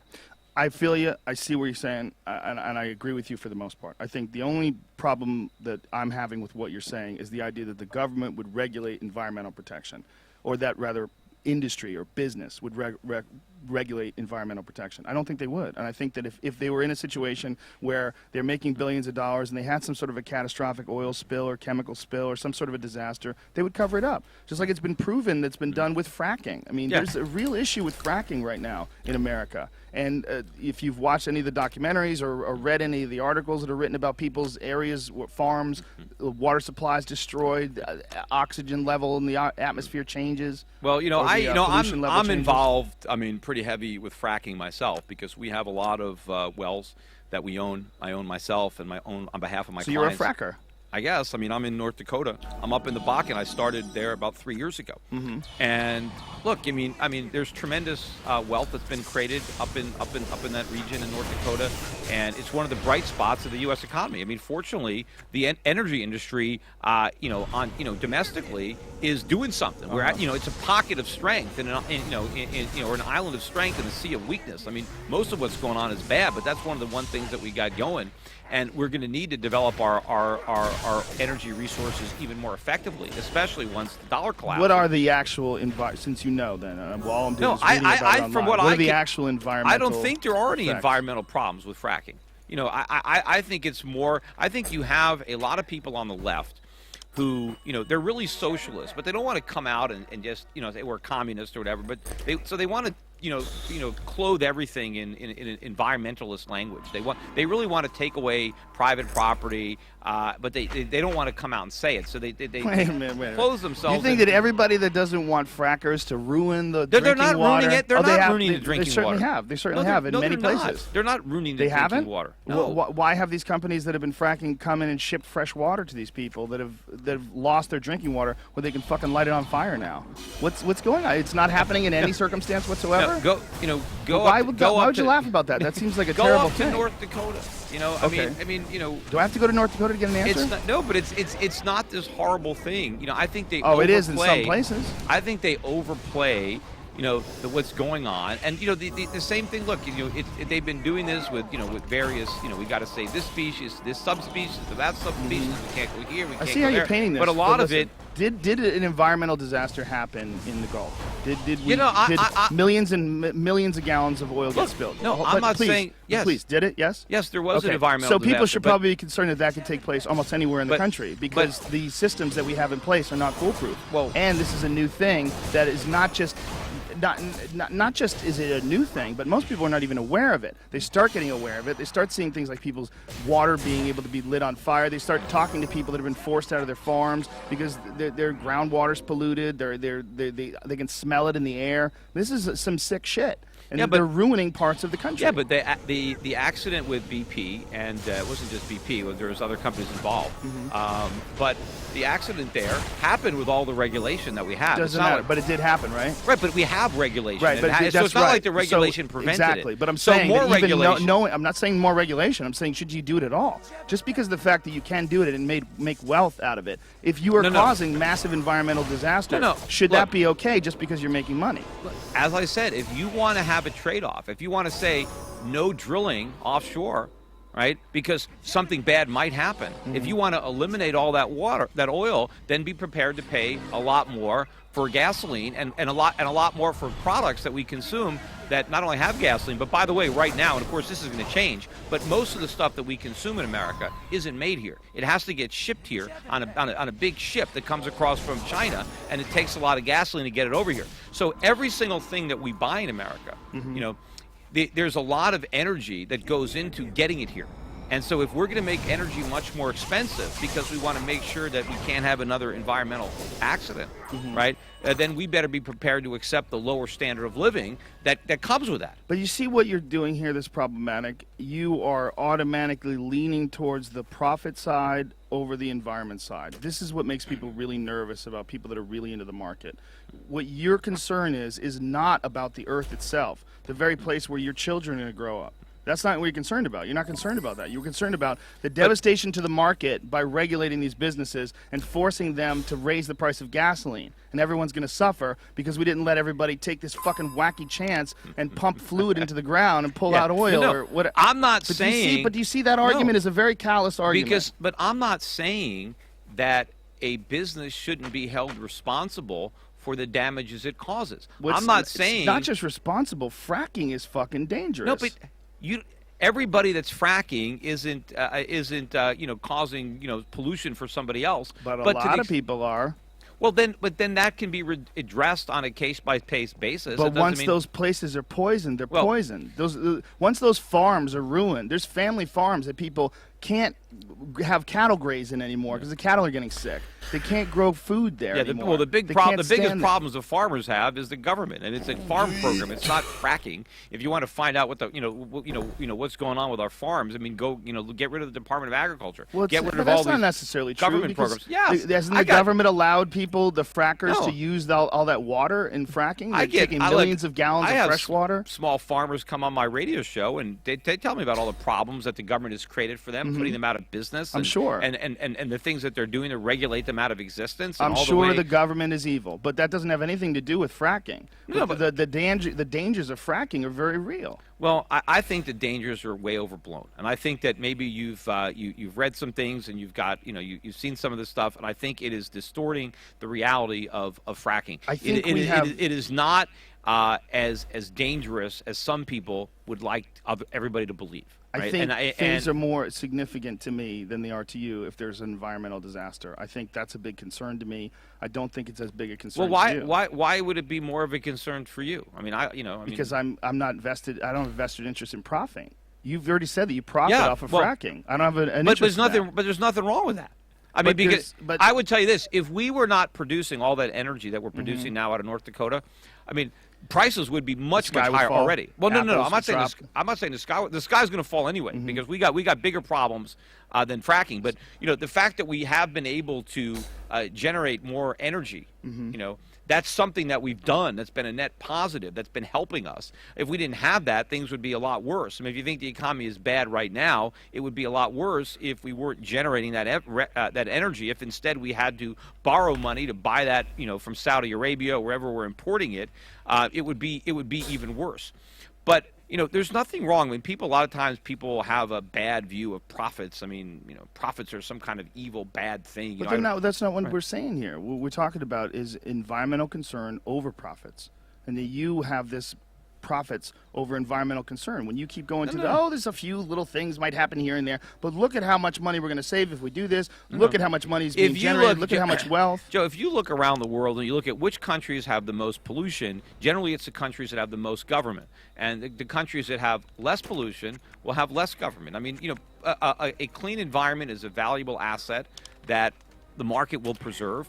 Am I saying that there should be no regulation? How's No, the I market said going to preserve because it? Once there it's isn't- ruined, it's ruined. No, You're extracting money out of an area by consuming Well, its natural I mean, resources. okay, if you look Once at- that area is ruined and polluted, it's Well, ruined. you can look at some of the areas of Africa where where a lot of private money has come in and tried to create wildlife reserves where there's now, instead of hunting elephants now for their ivory, there's a lot of people now that are spending money preserving them because people they want to come and take a safari there and they want to see them in their habitat. So you have entrepreneurs seeing a profit in preserving an environment in a way that they can profit from it. If there was no way to profit from it, people wouldn't be expending the money to do that.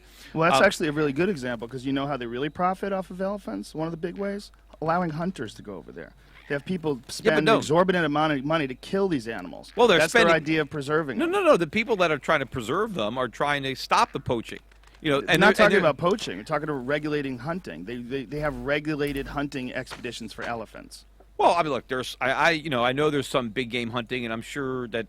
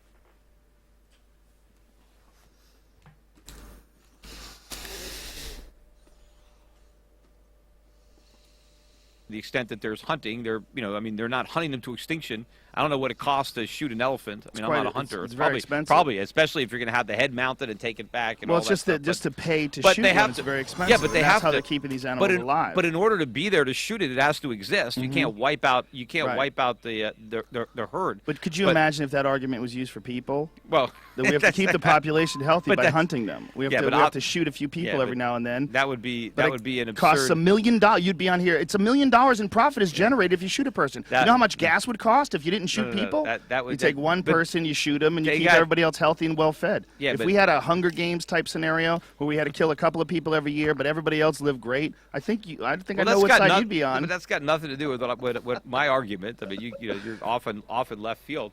But I'm not even a left guy. The environment is not left. It's not always left. It's to the extent it's the earth itself. Yeah, to the extent that we need regulation for externalities that result from pollution, it can be done at a more local level than having it done in Washington. Yes, where do they get the funding? Where's South Dakota going to get the money to pursue a gigantic oil company that's ruining its environment? Well, there aren't. Well, it's North Dakota where all the fracking is. Well, let's just say South Dakota comes up with a new fracking organization. But where do you think the federal government gets the money? From the North Dakotans. I mean, the federal government doesn't have any money. It has to take it from us. So why send it to Washington? I mean, you're out here in California.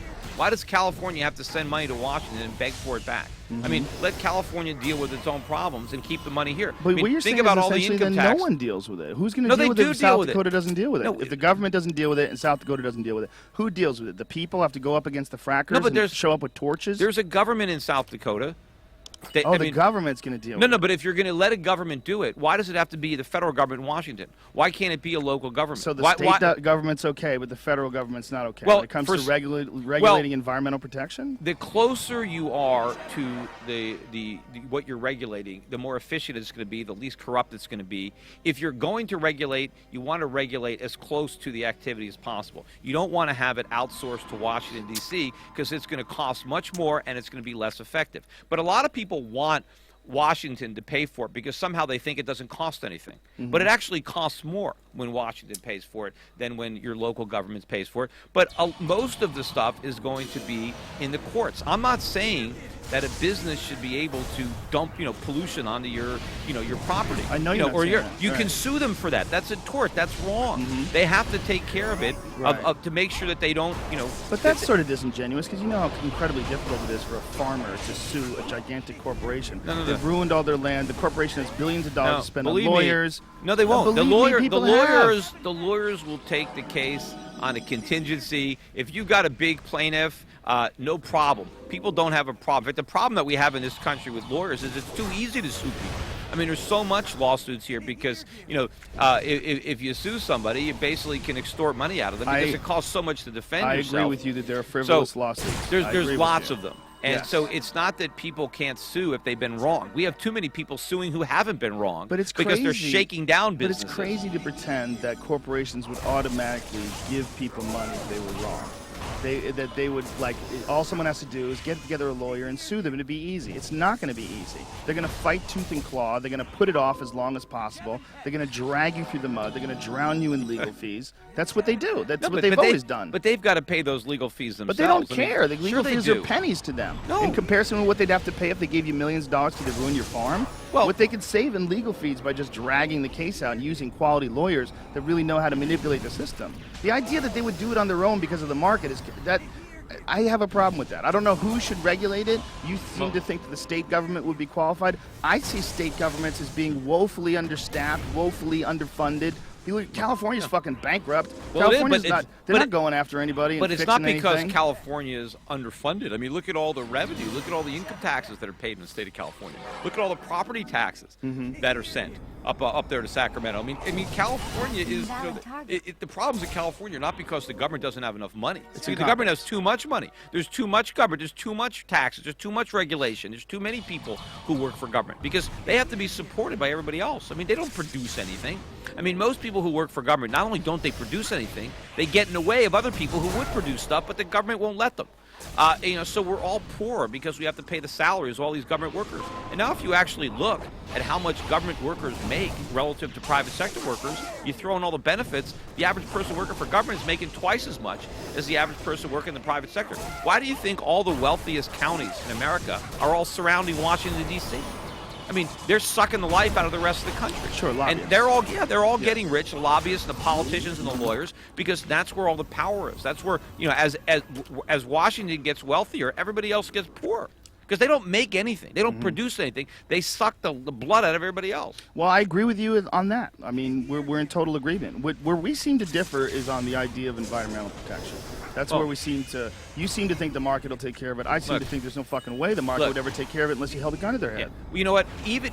I would be okay if they left all the environmental rules in place that I think shouldn't be there, because Which ones specifically? Well, whatever they don't- are. I mean, which ones do you have a problem with? You don't think should be there? Well, Because I've heard you say that you think the EPA should. I don't have the environmental code book in front of me. No, I understand, but I mean, sure, as a I fracker, someone has a vested interest in fracking, there must be a few concerns you have. I just know that I think there's more laws on the books than we should have, certainly for the federal government. But I'm saying, my point is, even if I'd be fine leaving them all there, because the problem that we are creating from excess environmental regulation, right, is small compared to all the other problems. I mean, like, there's every regulation. You always talk about, what about drugs, right? What about, the government needs to, make sure that the drugs are safe. But I'm pretty sure that more people die because drugs that might have helped them are kept off the market than people who die because a drug, killed them. And I think the reason that pharmaceuticals and drugs are so expensive in America is because it's so expensive to get something approved by the FDA. I think we had a much better and much healthier system before the FDA existed. And at least initially, the FDA only made you prove that your drugs weren't harmful. Now you have to prove that they're not harmful and that they work, right? That they're efficacious, and that is extremely expensive. Well, but that's ridiculous. How could you possibly sell something if you don't prove that it's not dangerous? All right, no. Because the doctor has to prescribe it. So let's say I'm a medical doctor, right? And let's say I'm your doctor and you trust me. And I actually looked at a drug. And I'm convinced, based on my examination, I looked at their own studies, I'm convinced it's a good drug and I think it's going to help you. Right, but companies doctor studies all the time. Like, who's to tell? But why do you trust the FDA? Why do you trust? Who am I going to trust?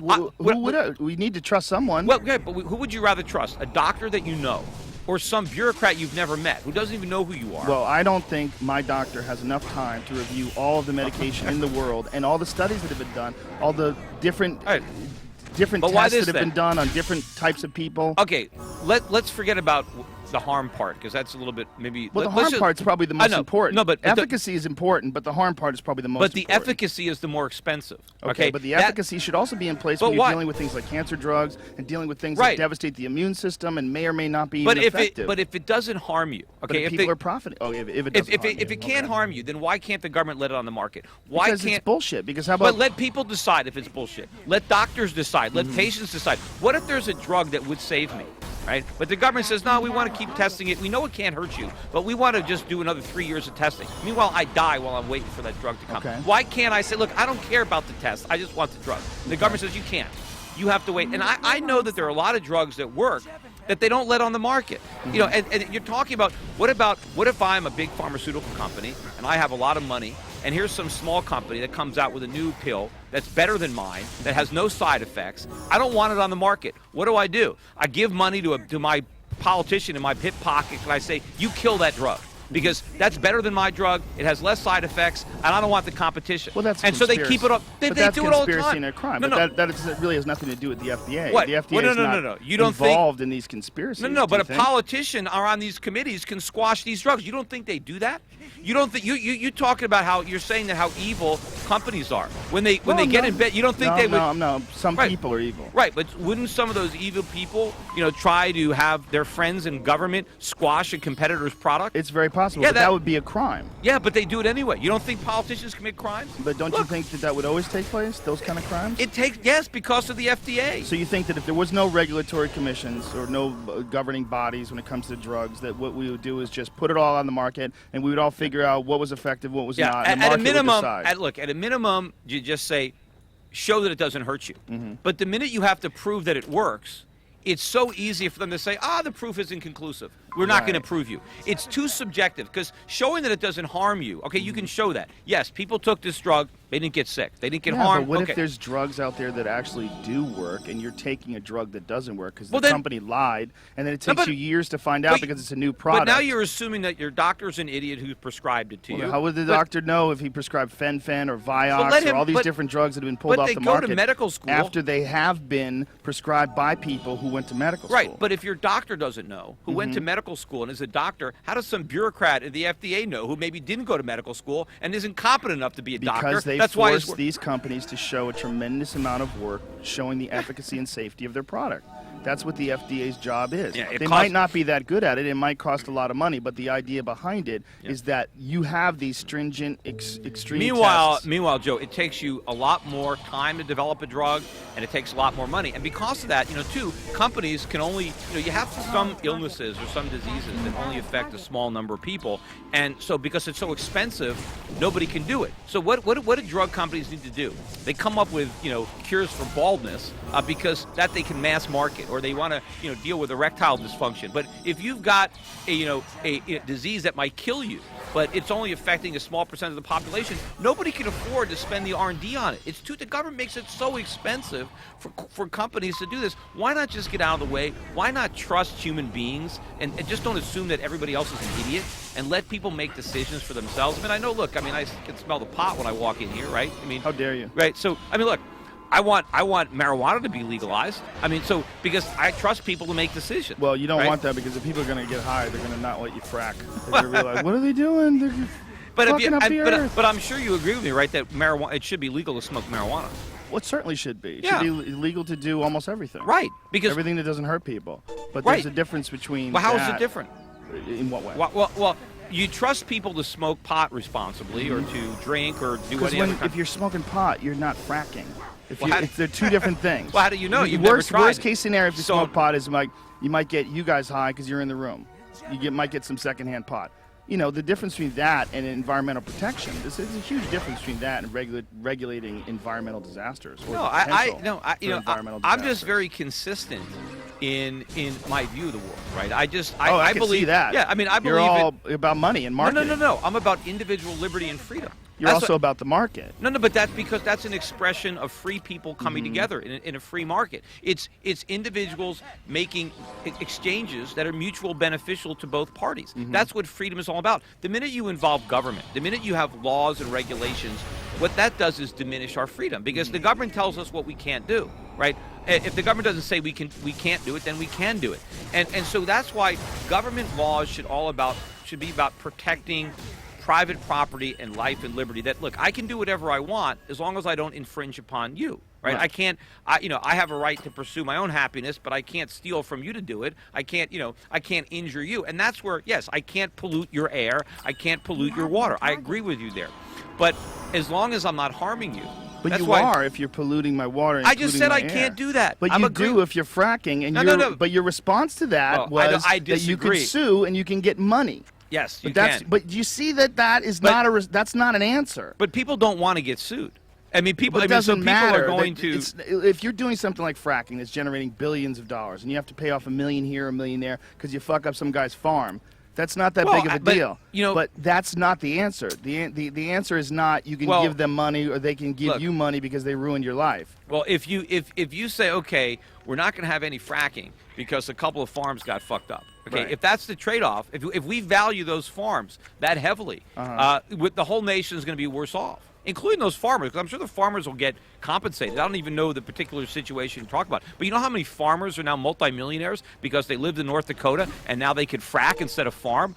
So many farmers are making a fortune, and you're trying to find the one that's suffering. But I can show you many more. Look, there are a lot quite more. A few? The Earth itself. No, the Earth. Forget about the people property. Give a damn whether we frack or not. You don't think that the wildlife or the fresh water or all those things that poisoning that stuff is bad? It's a big. It's something to chuckle about. I don't think the Earth is going to. Obviously it can't care, but I don't think we're going to destroy the planet whether or not we frack or not, I don't think it's going to, in the scheme of things, make a difference in our ecosystem or our environment. Let me but ask it you will a make a question. difference in our standard of living. That's for sure. Let me ask you a question. Yeah. Okay, let's pick a Lake Michigan. Okay, say if there was something that you could do that would guaranteed kill every fish in Lake Michigan forever, but provide massive economic prosperity to everyone else in the country, lift us out of a recession, would you be in favor of doing it? Well, what kind of prosperity are you talking about? It's just like the fucking best it's ever been So times 10. So you're telling me kills off everything in Lake Michigan. Everything near the lake is dead. You can't, no fishing, no camping. But everybody else, it's like you're talking like Roaring You're 20s. talking about like the Jetsons, I'm talking You're talking about about- like a future utopian world. and all we got to sacrifice is the fish. And Forever, sounds forever. like just in that one lake. Yep, Sounds- forever. Probably sounds like a decent That's trade-off a to me. terrible trade-off. Is No, that you- the only you- way we but- could do it? No, but you're telling me you care more about those fish than your fellow human beings? No, I have more faith in my fellow human beings, sir. What do you I mean? think it's possible for us to achieve prosperity without killing the fuck no. out of everything in Lake Michigan. That's No, the difference between you and me, no, sir. but that's not the trade-off you told me. You said if we can instantaneously create all this wealth Yes, by but you're- killing those fish, I set a trap for you. but I set am a going trap to. for you. But I hold human life more valuable than a fish. Look. I eat fish.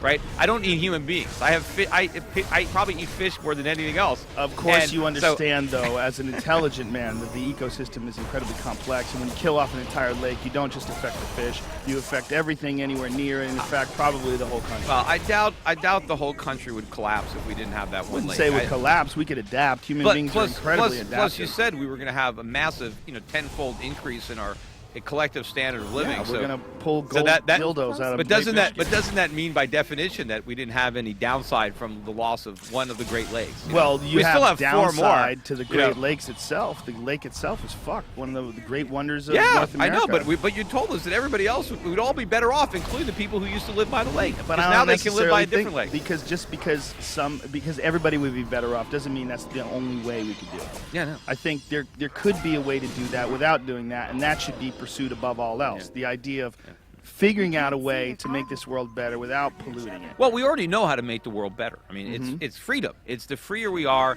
the more prosperous we're going to be, and the enemy of freedom is government, Mm-hmm. right? Now, if you have a little bit of government, that's a good thing. If you have just enough government to secure your freedoms and secure your liberties, then you have prosperity. But isn't if you that have what- too much government, then it's an impediment to liberty and prosperity. But what we should really be talking about is what's going to happen. And you've got all this propaganda out there by the government that is being spread by Wall Street as well, that what Ben Bernanke has done has worked, that we've got a real economic recovery, that the jobs are on their way, that there's no inflation. All of this is wrong. The economy is suffering because of what the government is doing. There is no recovery. I think we're in a depression. I think we've been in a depression the whole time. I think that the numbers are manipulated. I think the government is understating the true rate of inflation. So that means it looks like the economy is growing, but it's actually contracting. That's why the labor force is imploding. That's why people, there's no good jobs. That's why people have a falling standard of living. People feel like it's a recession because it is. The government is trying to pretend that it's not because they point to the stock market. But so what? Stock market going up doesn't mean anything. I mean, it's not even that earnings are going up. Corporations aren't really earning more money, just their stock prices are going up. And there are a lot of people that say, well, the corporations have a lot of cash. Well, because they borrowed it. They only have that cash because they issued debt. Corporations now have more debt than ever before, even if you net out the cash. The government has more debt than ever before. Americans have more debt. Look at all the student loans we have. Look at the mortgage debt, credit card debt. We are leveraged up to the hilt. And the only way we keep this thing going is because we can borrow more, because the people loaning us the money don't realize that we're too broke to pay it back. But what about a company like Apple that has billions of dollars? Apple's a good company. How many companies are like that out there? Not that many. We need more of them. How many do you think there are that have like a pile of cash? Not that many, not in because debt? most of them have cash, but then they have debt. Okay, Apple just issued a bunch of debt, by the way. They issued long-term debt, so some of that cash they borrowed. But a lot of the cash that Apple has is offshore. They can't even bring it home because the tax rates would kill them. So the money is out of the country. When you see things like France imposing a 75% tax on the very wealthy, does that freak you out? Well, it's not that much lower here. I mean, you're living in California, right? Yeah. So the California income tax is 13.3 is the top. But the federal, what's the federal tax? It's 39.9, so call it 40. Plus you get another 4% for Obamacare. So you got 44% federal tax. Is Obamacare really 4%? Yeah, it's a 4% extra, 3.9, so call it 4. So you got 44% federal tax. Then you add California, right? So 44, 57. So you're at like 57% marginal tax rate in California. But that's just your income tax. What about, what about your property taxes, your sales taxes, all the other taxes you pay? I mean, the government's taking 57%, and then out of the 43% you got left, I was listening to one of your other podcasts, and you were talking, you said something like, look, I don't want the government to take half, more than half, or something like that. Why half? Do you know a medieval serf, and this is feudal system of serfdom, which was considered very repressive, in the Middle Ages. If you were a serf, you had to give the Lord 25% of what you produced. So you were in the 25% tax bracket, and you got to keep 75 cents on the dollar, and that was considered exploitation. What I would give I would love to be able to be as free as a serf. If the government just treated me like a lord treated a serf, I'd be awesome. They have to cut my taxes in half to get my tax bracket down to just 25% so I could be a serf. But at one point in America, the government took nothing. Nothing. In fact, when they first created the income tax, right, in 1913, they got an income tax 100 years ago. The reason that they created it was because the government told average Americans, if we tax the top 1% of the top 1%, it was a tiny tax. You had to earn something like the equivalent of like $2 million a year before you had to get into the 1% bracket. And the top bracket was 7%. But what Congress told the average American is that if we can tax the very wealthy a tiny bit, you won't have to pay any taxes at all. We'll get rid of all of the duties and the import taxes and all of the federal government, because the federal government was tiny back then. They said, we'll pay for everything just by a tiny little tax on the rich. Okay, now the income tax taxes the average guy at rates far in excess of anything contemplated for the Rockefellers, the Vanderbilts. I mean, we got caught. That was the original, 99% versus the 1%, right? Because the 99% wanted the income tax on the 1%, and now they're clobbered with tax rates that nobody would have even considered. Because the top tax bracket initially was 7%. That was as high as it went. And of course, there was no Social Security taxes back then. There were no state income taxes. So Americans were really free. You kept it all. Well, everything you earned. I'm with you that I think we pay too much in taxes. But my question would be, how would we run this country if we didn't have all that money going in? How did we run it back then? Well, it's a different country. No, there's far less people. There's far less expenses, right? I mean, isn't that funny? The population was growing faster. I mean, you think about how we were able to win the Second World War. Because you mentioned, we kicked the crap out of Japan, Germany. We single-handedly fought wars in the Pacific and in Europe. Where did all the factories come from to produce all those planes and those tanks and those bombs? I mean, the government didn't create them. The free market built up that arsenal. We had the industry that enabled us to go and win those wars. But that happened without government. It happened, it was in the absence of government, because government was caught in a cage. They couldn't interfere. And so we created all this wealth. The country ran very, very well up until the 1920s and 1930s. We had a great country. Go back and look at the 1890s, these decades were phenomenal economic growth. Now, when people say, well, Peter Schiff, you want to go back to, the 1890s. I don't want to go back to the 1890s technology. Clearly, right, we've benefited from the technological advancements that have taken place. But if we had the same amount of government today as we had back then, we would have much more in the way of technology. We would have a much better standard of living. We would all be and I think the environment would be in much better shape. We'd have a cleaner environment had we been able to progress at the rate that we were progressing back then. How do you figure that? How do you feel the environment? Because the wealthier you are, the more you can take care of your environment. Because it takes wealth to be able to do it. And we would be a wealthier country today if we were freer. If we didn't have all this what's keeping government. us from taking care of our environment is wealth? Yeah, I think if we were, you look at some of the poorest countries, they don't have any money to take care of their environment. Now, I guess if you're so poor that you can't do anything, I mean, maybe the environment was pretty good in the Stone Age. Well, how But many you want to be more- in the Stone Age. What more countries are more economically prosperous than us, and how? Well, fucked there are up a is lot their- of there are a lot China? of countries that are China. How fucked up is China's environment? Pretty bad, right? It is pretty bad. Yeah. But and they're richer than us right now, right? well, not on a per capita basis, but They you are know, kind of richer than us, right? Doing well, better not than yet. us? No, well, On the way? they are doing better than us. And in the because- process, because they don't have any regulation, they're completely destroying their environment. They don't. It's not that they don't have any regulation in Do they China. have There's plenty- regulation? They do.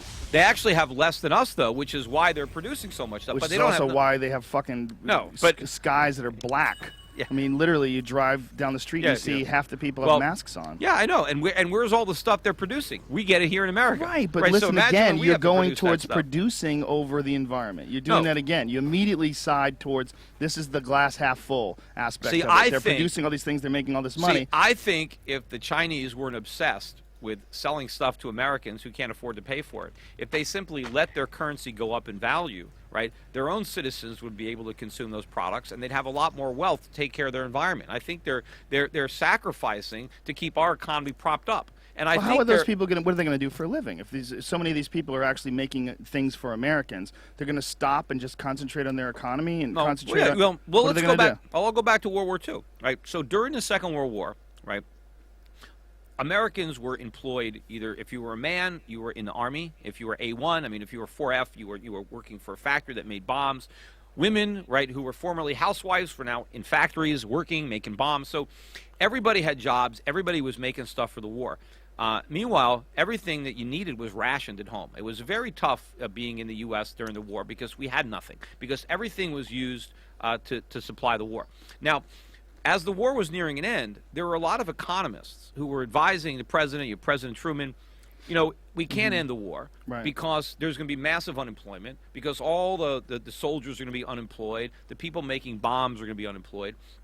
You know, what are we going to do? And they were actually worried about this. That's how stupid it was to have economic advisors. But then the war ended. And did we have a collapse? No, we had a boom. Because now all the people that were making stuff that blew up started to make things that we actually wanted. Right, and but so the origins of those industries were in fact in war, right? No, no, I mean, no. Wasn't that what started no, off? no, Building the- all no, this the- stuff, no. tanks and planes. No, No? we had factories that were making automobiles before the war. right. Those factories started making tanks. Right. We were making commercial airplanes. We started to make military airplanes. So the factories came for a civilian purpose, and then they were retrofitted for military purpose when the government started ordering all this stuff. But didn't the government give the economy a bump by No. buying No, all no, this no. stuff No. from all these people? Hell and no. having no? No, the economy suffered because of all those resources being squandered by the government. Now, maybe we needed to do that. Maybe we needed to get rid of Adolf Hitler. Maybe we needed to fight that war. Maybe. But How dare you, Peter Schiff?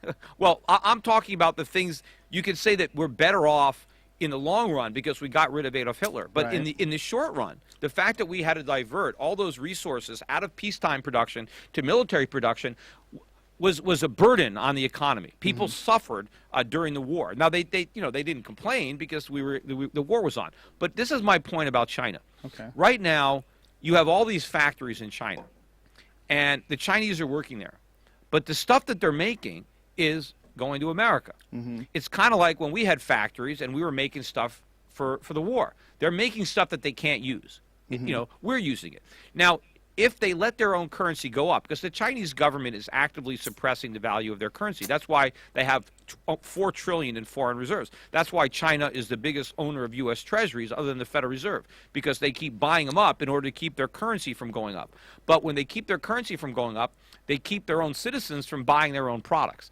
But if the Chinese let their currency go up, the idea is that, well, if Americans now, can't afford to buy Chinese products, all those Chinese workers are going to lose their jobs. No, they won't. Just like the soldiers didn't lose. The factory's still there. They just made stuff for Americans. So you've got all these factories. The Chinese people, there's almost 1 billion people in China. They need a lot more stuff than we do. They need all the stuff that they're producing in those factories. They don't need us to consume it. They're perfectly happy to consume that stuff. The reason they can't consume it is they can't afford it because their currency is too weak. But the Chinese government lets their currency go up, and now all of a sudden the Chinese are going to have the jobs and the stuff. See, right now they get the jobs and we get the stuff. That's a lousy trade-off for them, but it's good for us because we get stuff without having to work for it. They get to work without any of the stuff. But that's what you want. When you have a job, you don't want the job. You want the stuff that you can buy with your paycheck. Nobody works most people don't work because they enjoy work. They look forward to quitting time. They look forward to the weekend. They want to spend the money. And right now, the Chinese aren't able to spend it because we're spending it for them. Right, but how do you stop this?